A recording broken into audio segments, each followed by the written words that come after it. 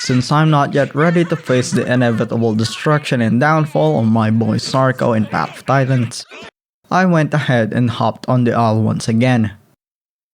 Einstein once said insanity is doing the same thing over and over again and expecting different results. But he's dead now, so that doesn't really matter. This is how I lost my sanity playing Beipiaosaurus in the Isle. I'm greeted by what I can only describe as cross between a wet gremlin and a madly confused cormorant.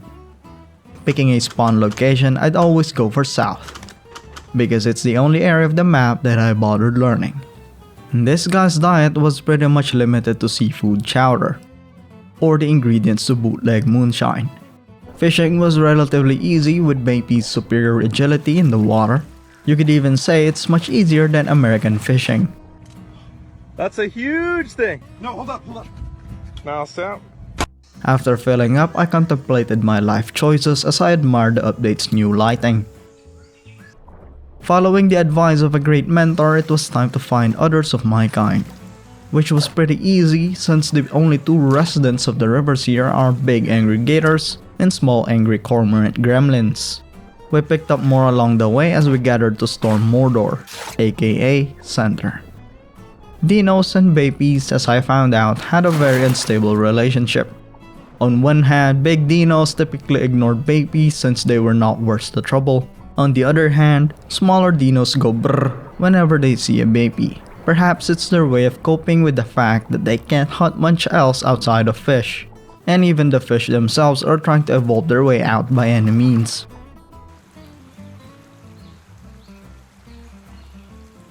Anyway, I found myself constantly hungry, and it didn't help that we were right in the center of gator-infested Florida.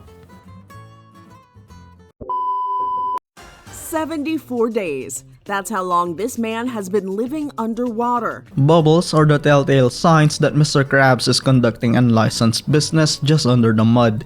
I knocked on the door to ask for the secret formula, and since he wouldn't give it up, I decided to help him restructure his business.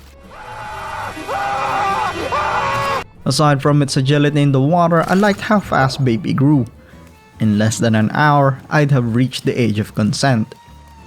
But before that, I had to deal with the cringe that are orphan dinos throwing their weight around. I could swear that I was losing brain cells every time I had to look at another baby gator. Luckily, I was able to outswim them faster than they can find their parents who abandoned them. Are you my mom? Next up, I decided to attempt a world record dive. It would have been a 10 out of 10 had I not broken my legs. Not gonna be doing that again, that's for sure. Come morning, I get my fill of violence before continuing on with my journey. If you were paying close attention, which I highly doubt, you'd have noticed that I was alone, and that this was a wholly different Beipi. Well, that's because after logging back in, I had lost my character as if the game said, "Nope, none of that please," and decided to send my Beipi to the void. So I went ahead and created this abomination instead, to spite the game and to burn an image of a badly crayoned dinosaur into the eyes of anyone who sees me. But that too would not last long. As I took a quiet river stroll, admiring my surroundings, the game decides once more to assault my sanity.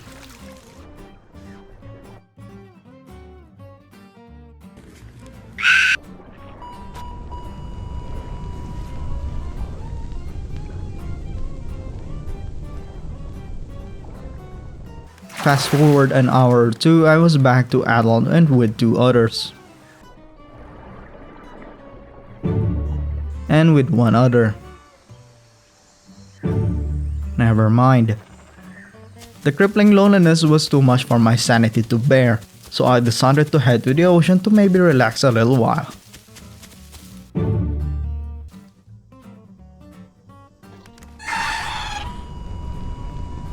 Never mind. It was at that point that my sanity had reached critical levels, and that's when the game really amped up its attempt to drive me insane. I passed by a gator from a safe distance,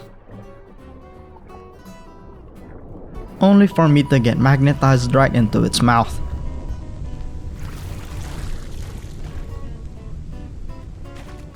Next I spawned in the southeast swamp, which while it's quieter, was short on the supply of seafood chowder. I found a fish by scent, thinking I was finally saved from starvation, only to find out it was too big to swallow. So I dropped it on land to see if I could eat, only to find out I could only grab it to swallow. Perhaps when they made Beipi they only put on cell batteries instead of AAAs, because this thing doesn't have enough brain power to comprehend that if it's too big to swallow, maybe you should start chewing first lest you choke. A bit later I followed the scent of meat, thinking that maybe I could shift to an all-carnivore diet after what I've been through. Which was a mistake in hindsight, because if there's a carcass, there's probably something that killed it. Sure enough, a white gator hops in to give me a minor heart attack. Thinking that I got away was another mistake, because apparently gators got buffed and was given the ability to teleport on top of their target. Yay. And back to the character screen I go. I've created so many Beipis now that I've lost track, not counting the ones that didn't even make it into this video. Or rather didn't even make it out of the spawn zones. I passed by someone pretending to be a frog when they're actually a fish, and decided to group up for safety. I broke some bad news to him to save them the frustration. This playthrough was much calmer. We reached adult in relative peace. At night we decided to park ourselves near the falls, free from gators. And then I started questioning my sanity once more after witnessing my partner levitate off the ground.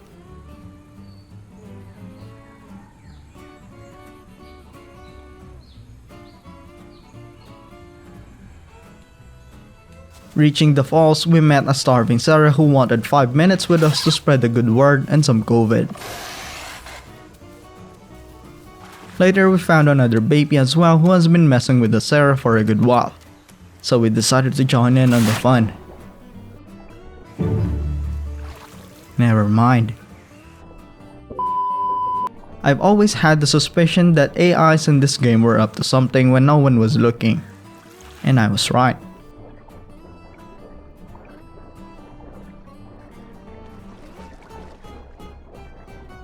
My instincts kicked in telling me to assault that which confuses me. So I did, putting a stop to the madness. The boar is now bacon. I went downriver to escape the crime scene, only to find another crime taking place. I stumbled across 3 adult Sarahs that were about to unalive a small Tano. My moral compass has a tendency to swing wildly around. I decided to smack the aggressor in the ass because why not? After that, I felt like I had regained some of my sanity back. So far, no gators, no levitating Beipis, no deaths, and I even found a new friend, who immediately asks if we could go back to center.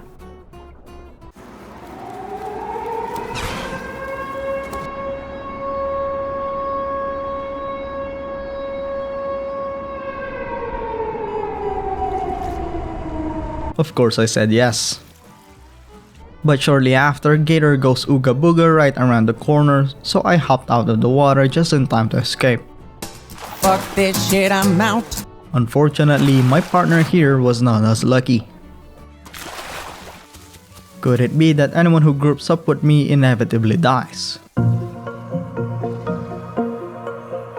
All alone, I decided to take a trip back to Shrekland Swamp, since it was the only place that had minimal gator population for some reason. As I rested in the bushes, I saw something run past the corner of my screen. Thinking it was a Throwdown, I was ready to throw down with my Edward Scissorhands, only to find a smaller Beipi. As we swam, we noticed the outline of a small gator near the surface. This one looked like an AFK fresh spawn juvie. And you probably guess what happened next.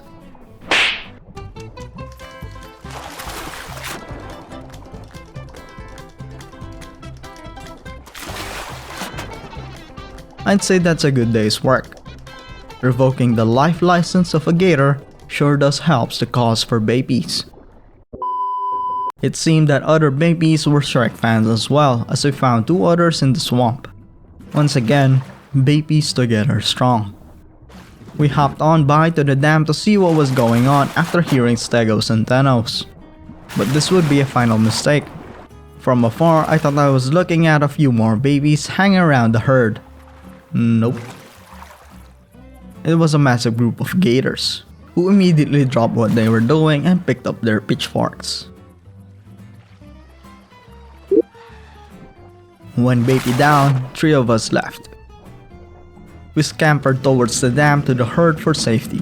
Up on the dam, we were safe from the angry gators, so I took the moment to throw some gang signs along their way. The herd did not like our gang signs at all and retaliated. Unwelcomed, we decided to mosey on along. And that's when the game decides to hammer on the final nail to my sanity.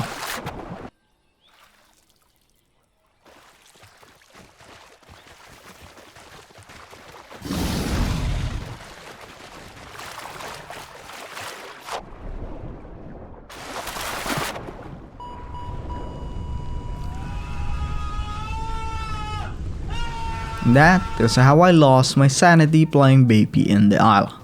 If you've enjoyed my suffering, don't forget to leave a like, comment, and subscribe. And I will see you in the next life. Adios.